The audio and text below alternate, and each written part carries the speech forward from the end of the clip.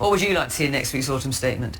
Well, I'd like to see, first of all, some honesty about the really quite difficult position that we're in. There's been lots of discussions about tax cuts and so on. And I can understand why there are being discussions about tax cuts. Taxes are actually at their highest level ever in this country at the moment. And they've gone up more over this Parliament than over any Parliament since the Second World War. So you can see why there's a pressure to do this. So why are we in that position? Well, partly because actually spending has grown a fair bit, though we haven't seen much in the way of results in public services, it has to be said. Partly because growth has been so poor, and partly because we're spending £100 billion a year on debt interest, and that bill is set to remain quite high over the coming years.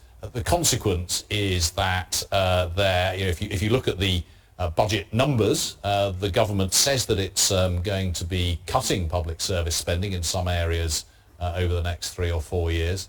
And even doing that, you still have debt not coming down. And both the Labour Party and the Conservative Party have said that they want to get debt down into the medium term. So we are in a pretty difficult situation, and that gives us some pretty difficult choices.